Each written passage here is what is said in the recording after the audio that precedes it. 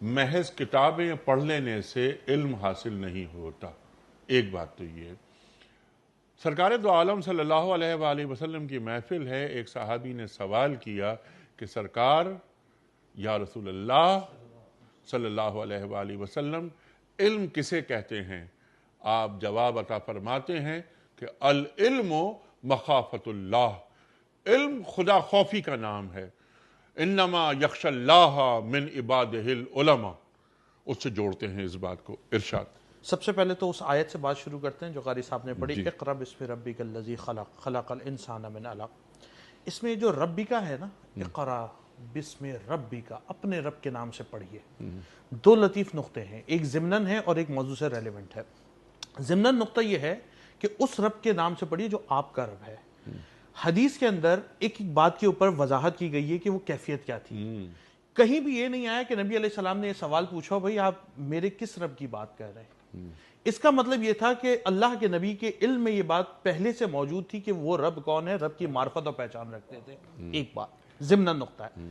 موضوع سے ریلیونٹ جو نقطہ ہے وہ یہ ہے کہ آپ کا پڑھا ہوا اسی وقت مستند ہوگا، اسی وقت صحیح ہوگا جب وہ بسم ربی کا آپ کے رب کے نام سے ہوگا۔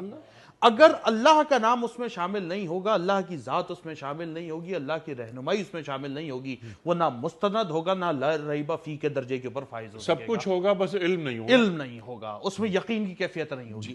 اب جب آپ اس بات کو سمجھ لیں گے نا تو یہ بات ہمارے اوپر کھل جائے گی کہ علم کی طرف جہاں ڈاکٹر صاحب بات کر رہے ہیں وہ ہے اللہ کی پہچان اور مخافت اللہ، اللہ کا خوف حاصل کر لینا۔ اب ہر وہ علم جو بندے کو اللہ تک لے جائے گا وہ تو علم ہوگا، اور ہر وہ نالج یا انفارمیشن جو بندے کو اللہ سے دور کر دے گی یا اصل راہ سے ڈیویٹ کر دے گی وہ پھر علم نہیں ہوگا، وہ گمراہی ہو جائے گی۔ اب وحی الہی جو ہے اس کی ایک اپنی سیلینٹ فیچرز ہیں، اپنی کوالٹیز ہیں۔ بعض اوقات وحی الہی حضرت انسان کی عقل میں نہیں آ رہی ہوتی۔ سورۃ البقرہ ہم پڑھتے ہیں، پورا آپ بقرہ کا قصہ ہمارے ذہن کے اندر موجود ہے کہ جب وہ آ کر اللہ کے نبی موسیٰ علیہ السلام سے کہتے ہیں بھئی بندہ مر گیا، ہمیں انفارمیشن دے بندہ کون ہے، تو آپ فرماتے کیا؟ گائے کو ذبح کر دو۔ اب عقلاً تو یہ بات انتہائی عجیب و غریب نظر آتی ہے کہ ہم بندے کی بات کر رہے ہیں، آپ گائے کو ذبح کرنے کی بات کر رہے ہیں۔ تو انہوں نے پوچھا اتتخذون حضوا، ہم سے مذاق کر رہے ہیں کیا؟ آپ نے فرمایا اعوذ باللہ ان اکون من الجاہلین، میں جہالت کی بات کرنے سے اللہ کی پناہ مانگتا ہوں۔ کیا پتہ لگا کہ اللہ کا نبی اللہ کی وحی کی روشنی میں یہ بات کر رہا تھا تو وہ جہالت کی بات نہیں ہو سکتی تھی۔ اور تاریخ نے یہ دیکھا، قرآن میں یہ بات موجود ہے کہ جب وہ اس کو کاٹتے ہیں اور اس گوشت کا ٹکڑا مارتے ہیں تو وہ خود مقتول کہنا شروع ہو جاتا ہے مجھے کس نے مارا۔